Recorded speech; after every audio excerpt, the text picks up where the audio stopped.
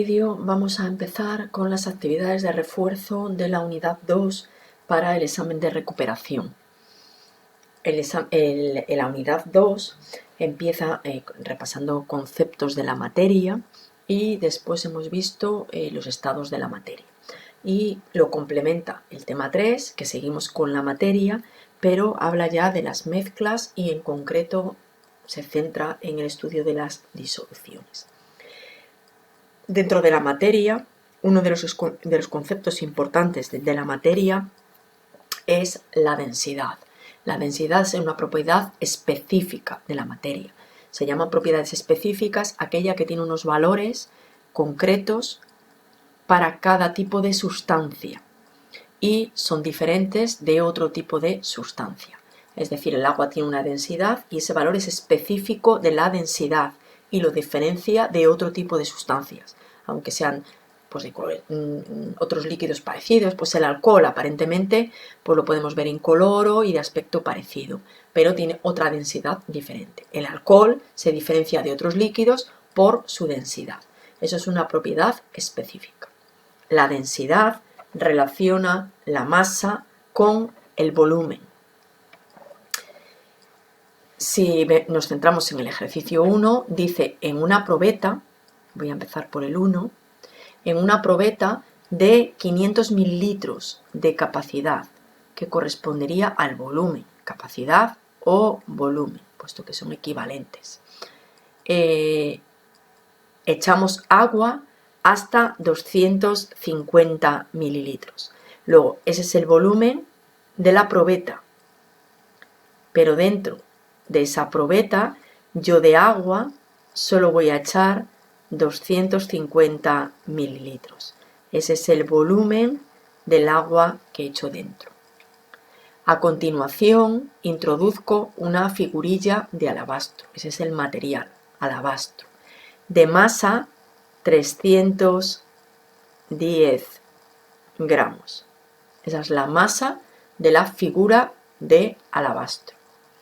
Y el nivel del agua asciende hasta 360. Si yo me imagino aquí la probeta, que no puedo dibujar bien, acordaros que la probeta es ese tubo largo que está graduado y al principio solo tenía agua y llegaba la marca, el volumen, hasta 250 mililitros. Después meto una pieza, una figura que se hunde y el agua sube su nivel. ¿Por qué? Porque esta figura ocupa un espacio que ahora ya no puede ocupar el agua. Como esa pieza se hunde, pues el nivel del agua sube. ¿Cuánto sube? Pues sube hasta 365 mililitros. Este volumen al que ahora llega el agua es el espacio que está ocupando la figurilla. ¿Qué volumen entonces tiene la figurilla? Pues 365, aquí lo he escrito al revés, 6, 5, menos 250, eso es 115 mililitros de la figurilla. Ese es el volumen de la figurilla, que es de alabastro. Y ahora me dice cuál es la densidad de ese material que forma la figurilla. Pues la densidad será la masa de la figurilla entre el volumen de la figurilla. ¿Cuál es la masa que tiene? 310, lo tenemos aquí.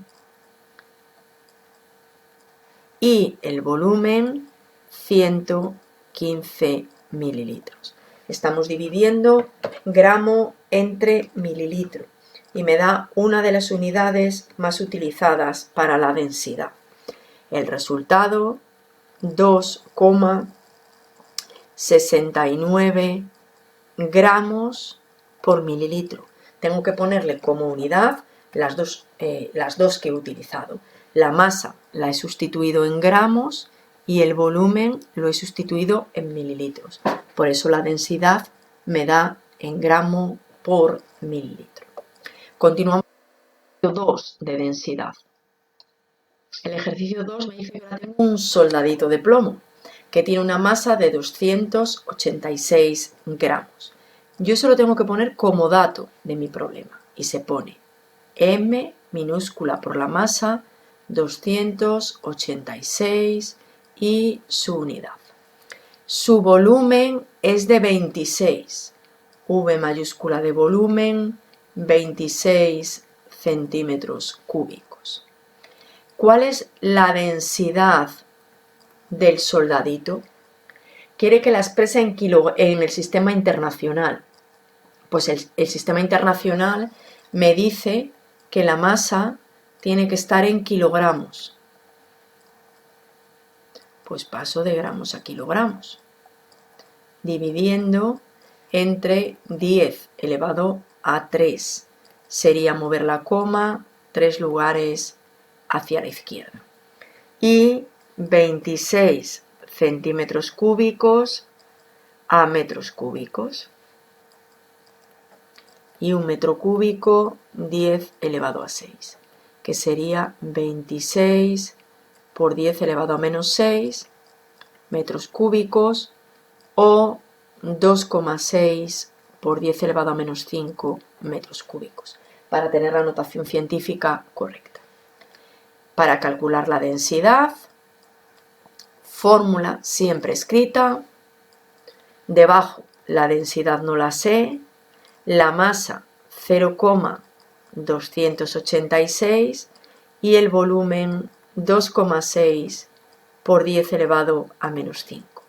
Haciendo esa operación con la calculadora, cuidado con la notación científica, y me da 11.000 kilogramos metro cúbico. Da un valor muy alto porque es un metal y los metales son muy densos. Pues este sería el segundo ejercicio de densidad que lleva dos cambios de unidades, uno de masa y otro de volumen. Cambiamos al ejercicio 3. Ahora tenemos un trozo de madera de roble, ¿vale? La madera de roble tendrá una densidad 750. Leemos despacio. Calcula la masa. Eso es lo que yo tengo que calcular. Símbolo de masa, M minúscula.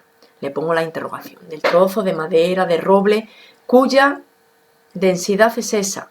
Pues yo escribo ρ 750 kilogramos metro cúbico. Y su volumen 60 litros. Pues yo aquí tengo una serie de unidades que no puedo usar. ¿Por qué? Porque la densidad, kilogramo, esa es la unidad de la masa y metro cúbico es la unidad de volumen. Luego yo no puedo juntar en la misma fórmula metro cúbico con litros. Por lo tanto, 60 litros lo voy a pasar a metros cúbicos. Tengo una unidad de capacidad, litro, pero que yo sé que equivale a decímetro cúbico. Y ahora ya eso me quedaría de decímetro cúbico a metro cúbico. 1 y 10 elevado a 3. Litro se va con litro, decímetro cúbico con decímetro cúbico. Me queda 60 entre 10 elevado a 3, que sería mover la coma 3 lugares hacia la izquierda, metros cúbicos. Tengo ya la unidad correcta. Pues la densidad, masa partido volumen. La densidad, 750. La masa no la sé. Y el volumen, 0,06. El 0,06 pasa multiplicando al primer miembro. Y la M se quedaría sola en el segundo. Cogemos la calculadora, hacemos las operaciones y yo ya escribo la masa delante, 750 por 0,06 me da 45. Esa es la masa. ¿En qué unidades? Pues la que me marca la densidad. La densidad me estaba marcando kilogramos.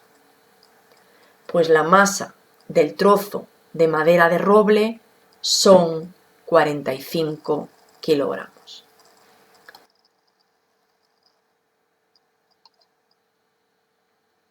Último ejercicio de densidad. Ahora me pide la masa del aire.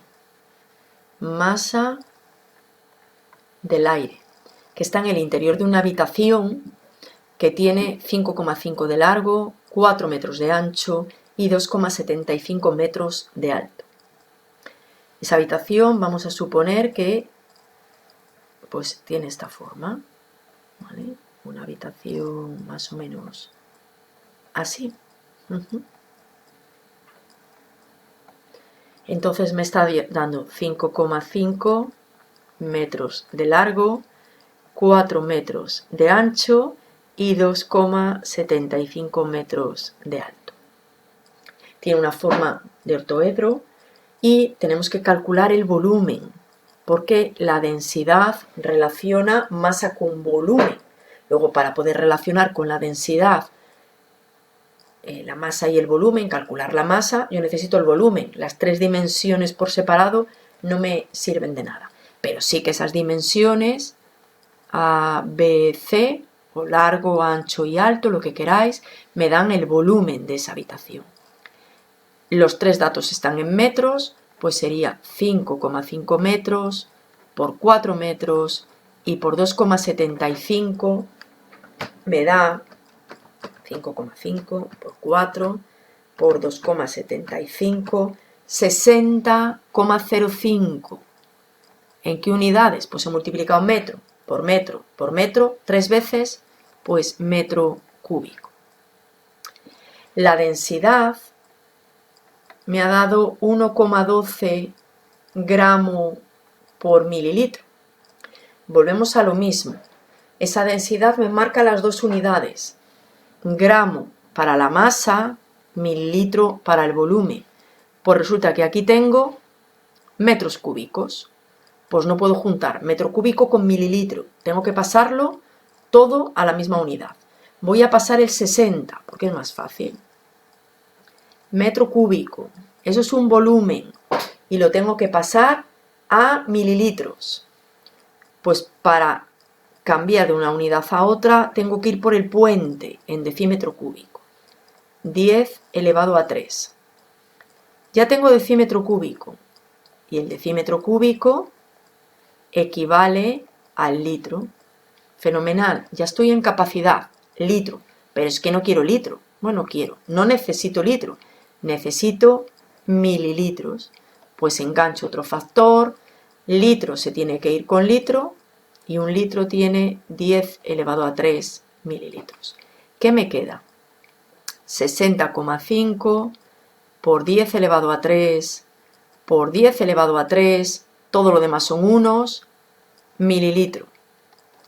Dos potencias de 10 multiplicando sería 10 elevado a 6 mililitros.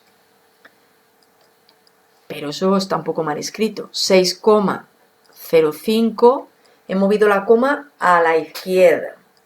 Un pasito a la izquierda dado. Y tenía que dar 6 a la derecha. Pues ahora para llegar a donde tenía que llegar, ahora tengo que dar 7. Bien. Pues si ahora ya tengo las unidades, he tenido que calcular el volumen, he tenido que cambiar las unidades, pues ahora ya me voy a la densidad. Masa partido volumen. La densidad es 1,12. La masa no la sé. Y el volumen 6,05 por 10 elevado a 7. Sigo aquí. 6,05 por 10 elevado a 7 ha pasado multiplicando.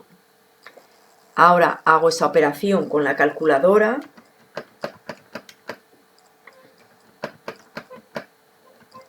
Y me da 6,78 por 10 elevado 2 a 7 gramos. ¿Vale? Es un número muy grande porque la habitación es muy grande. ¿Vale? Creo que no. Pues estos son los 4 ejercicios que tenemos de densidad. Repasar todos los que tenéis de clase, que tienen más operaciones, con más con más situaciones diferentes. Pasamos ahora a la siguiente parte del tema, en la que repasamos la teoría cinética y todos los estados de la materia con los cambios de estado. Empezamos con el ejercicio número 5. Dice: ¿qué estado de la materia, sólido, líquido, gas, se caracteriza por tener unas fuerzas intermoleculares débiles? Pues el estado de la materia que tiene las fuerzas intermoleculares más débiles es el estado gaseoso. Entre las partículas que forman una sustancia en estado gaseoso, la fuerza intermolecular es muy débil. En estado líquido es un poco más fuerte y en el estado sólido es muy fuerte. Por lo tanto, el que se caracteriza por tenerlo más débil sería el estado gaseoso. ¿En qué estado o estados vibran las moléculas? Vibran en todos.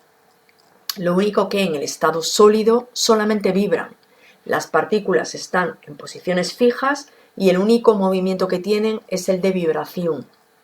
Cuando una sustancia ya está en estado líquido, las partículas vibran, pero a la vez se deslizan unas sobre otras. Y en el estado gaseoso el movimiento es total de las partículas, vibran y se desplazan, cambian de lugar, se mueven en línea recta en todas las direcciones del espacio. Por lo tanto, cuando pregunta dónde vibran, pues vibran en cualquier estado de la materia. En el ejercicio número 6 nos pregunta: cuando una sustancia cambia de estado, cambia su masa. Una sustancia cambia de estado cuando, porque absorbe energía o porque cede energía, es decir, porque se calienta o se enfría, las partículas cambian cómo se encuentran, su movimiento, su fuerza, su distancia, y una sustancia cambia de estado, pero no cambia su masa. Las partículas son las mismas, la masa es la misma, lo único que ha cambiado es cómo se encuentran esas partículas. ¿Cambia su volumen? Pues su volumen sí que cambia, porque al cambiar la fuerza entre las partículas pueden separarse más, pueden tener más espacios entre esas partículas y el volumen de la sustancia aumenta. Luego la masa no cambia, el volumen sí. Ejercicio número 7. ¿Cuándo se evapora más rápida el agua? Si coloco la misma cantidad en un plato llano o en un vaso. Si yo coloco el agua en un plato, la tendría así, ¿vale? Y esa sería la superficie del agua. Si yo tengo un vaso, pues lo tendría lleno así. Me está preguntando evapora. Evapora es el cambio de estado de líquido a gas que se produce en la superficie de ese líquido. Las partículas del agua están unidas por unas fuerzas intermoleculares entre sí, pero pueden escapar de esa fuerza de atracción que ejerce el resto de las partículas del agua como consecuencia de que reciben energía de las partículas del aire. Luego esas moléculas de la superficie del agua, que estarían aquí, vencen la fuerza que le mantiene unida a las demás y pasarían a la atmósfera. En el vaso de agua pasarían a la atmósfera las moléculas de la superficie. Como la superficie del vaso, la superficie del agua dentro del vaso es mucho más pequeña que la superficie del agua dentro del plato, el número de moléculas de agua que pueden pasar a estado gaseoso, a vapor, son mucho menor. Por eso la evaporación es más rápida cuanto mayor sea la superficie del líquido, porque hay mayor número de moléculas que consiguen vencer las fuerzas de atracción y pasar a estado vapor. Ejercicio 8. ¿Qué es la sublimación? La sublimación es un cambio de sólido a gas. Pasa directamente de estar en estado sólido, fuerzas intensas entre las partículas, a estado gaseoso, fuerzas muy débiles entre las partículas. La sustancia que sublima y que podemos ver en el laboratorio es el yodo. El yodo, y si no, como no lo hemos visto este año en el laboratorio, lo podéis buscar en internet, está formado por unas pequeñas bolitas de color gris. Si lo calentamos, 5 bolitas, 2 bolitas de yodo, en un par de minutos pasa directamente a estado gaseoso, sin pasar por el estado líquido, porque las fuerzas no van cambiando de forma gradual, sino que pasan directamente de estar fuertemente unidos a las partículas muy débilmente unidos. Ejercicio 9. ¿Por qué en verano revientan más fácilmente las ruedas de los coches? Pues dentro de las ruedas de los coches hay aire, y el aire está en estado gaseoso. Y la presión dentro de las ruedas depende de la temperatura. Hay una relación entre la presión y la temperatura de un gas. Si aumenta la temperatura, aumenta la presión. Leyes de Charles y Gay-Lussac. Presión y temperatura son directamente proporcionales. Si le da el sol, aumenta la temperatura y aumenta la presión. Si esa presión llega a ser muy alta, pues pueden llegar a romper la goma de las ruedas y reventar la rueda. Ejercicio 10. Describe cómo nos explica la teoría cinético-molecular el estado sólido. Pues en el estado sólido las partículas están muy juntas, la fuerza entre las partículas es muy intensa y las partículas solamente pueden vibrar. Como consecuencia de estas características, pues el estado sólido no puede fluir, por ejemplo, no se expande, no se difunde, ¿vale? Porque esas partículas están fuertemente unidas unas con otras. La densidad de los sólidos en general es mucho más alta que la de los líquidos y la de las gases porque esas partículas están muy juntas. Luego, partículas muy juntas, fuerza entre las partículas muy intensa, movimiento de las partículas solamente vibra. Esas serían las ideas de la teoría cinético-molecular. Ejercicio 11. ¿Por qué cuando te duchas se empaña el espejo? Cuando el espejo se empaña sería agua líquida, gotitas de agua. Eso es porque al ducharnos el agua sale caliente, sale vapor de agua. Ese vapor de agua tiende a ocupar todo el volumen de nuestro baño. Pero al moverse continuamente en todas las direcciones, choca con el espejo. El espejo está frío y lo que se produce es una condensación del vapor de agua a agua líquida, a gotitas de agua. Y eso es por lo que se empaña el espejo. O se nos empañan los cristales de las gafas cuando entramos, por ejemplo, vamos por la calle una mañana de estas con mucho frío y entramos a un lugar más caliente. Pues eso es el vapor de agua que al tocar nuestro cristal de las gafas que está frío se condensa y el cambio de estado que se produce es una condensación. El ejercicio 12 dice ¿a qué efecto crees que se debe el fenómeno de percibir los olores al destapar en una habitación una botella de colonia? La botella de colonia lleva generalmente alcoholes. El alcohol es una sustancia que se volatiliza fácilmente, es decir, que pasa de líquido a gas a temperatura ambiente. Al transformarse en un gas, esas partículas tienden a moverse por todo el espacio disponible. Si yo he abierto la botella de colonia, entra en contacto con el aire caliente, los alcoholes pasan a estado gaseoso y tienden a moverse por toda la habitación y por eso percibimos el olor en toda la habitación. Son partículas en estado gaseoso que se mueven en el máximo volumen disponible. Ejercicio 13. ¿Por qué se mantiene constante la temperatura durante un cambio de estado?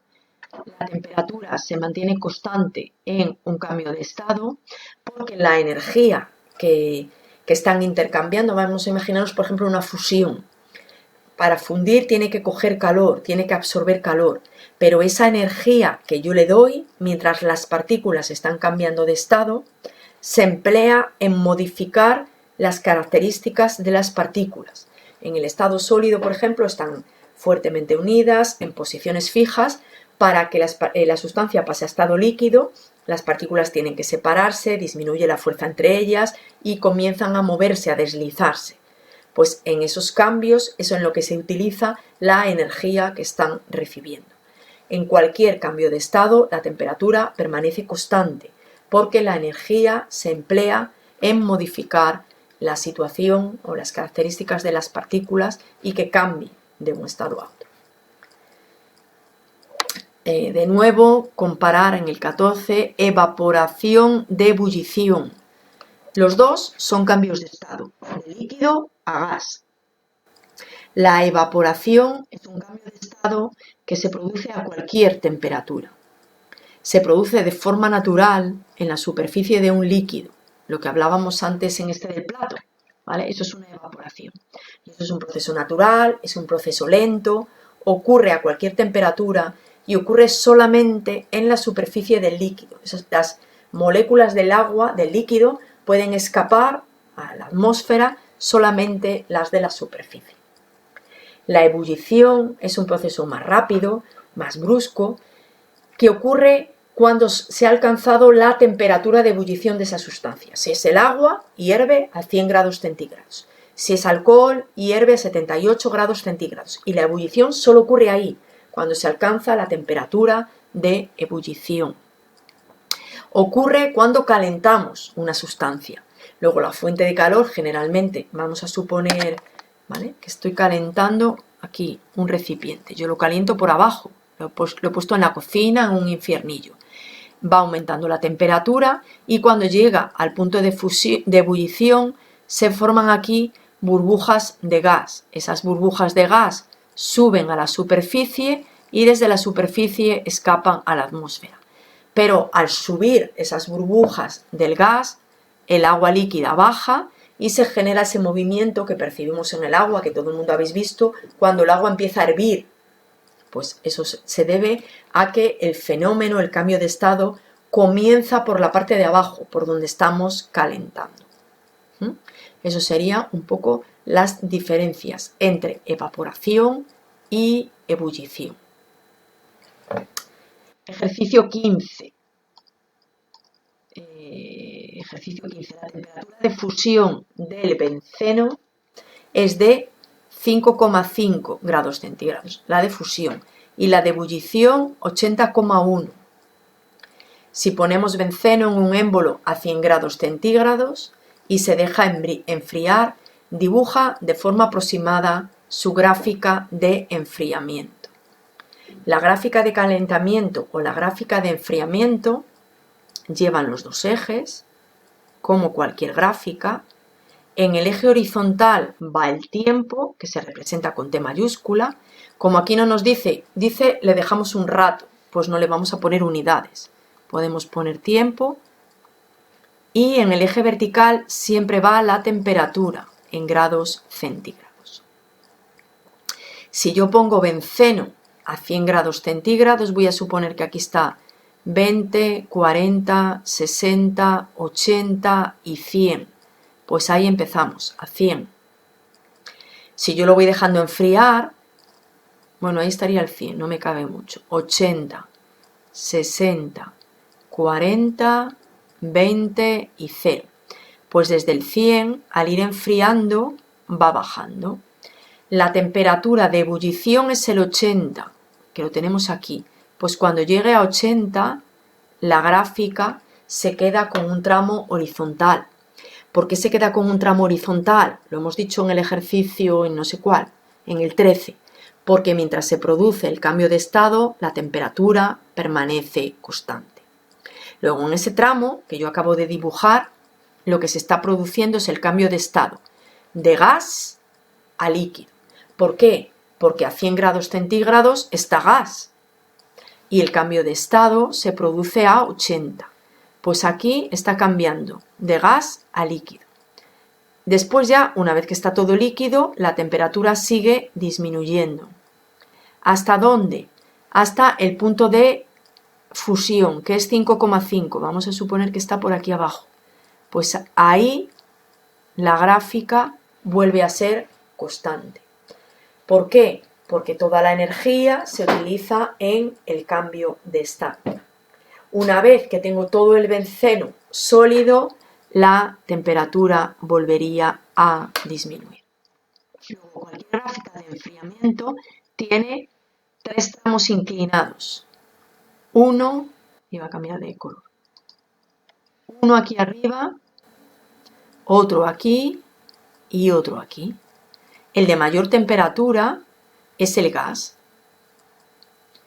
El siguiente sería el líquido y el de menor temperatura, el sólido. No sé qué iba a poner, sólido. Entre gas y líquido, aquí hay un cambio de estado. El cambio de estado de gas a líquido se llama condensación. Pues en ese tramo horizontal, en este de aquí arriba, se produce la condensación. Entre líquido y sólido hay otro cambio de estado, aquí. Y hay un tramo horizontal en la gráfica. Y el cambio de estado de líquido a sólido se llamaría solidificación. Pues lo que está ocurriendo en ese tramo horizontal es la solidificación. Y aquí estarían la temperatura de fusión y aquí, pues un poquitito por encima del cero, estaría la temperatura de fusión. Una gráfica de calentamiento es equivalente, pero en vez de ir los tramos bajando, van los tramos subiendo, porque en ese caso vamos calentando y la temperatura de la sustancia va aumentando.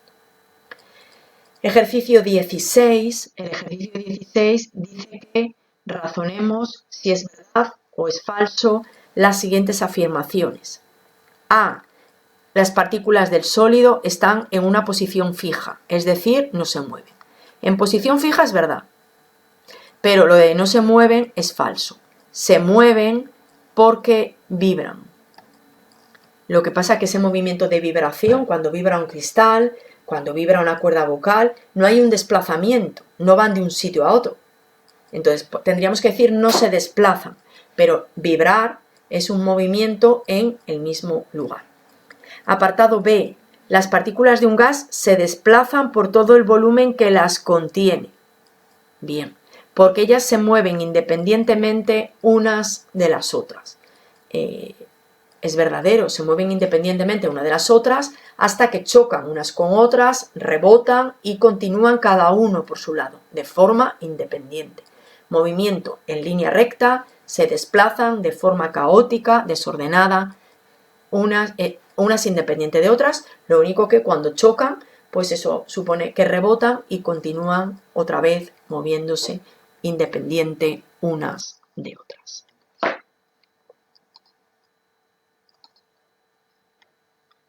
A partir de aquí lo que tendríamos serían ya los problemas de las leyes de los gases y lo vamos a dejar para una segunda parte del vídeo, ¿vale?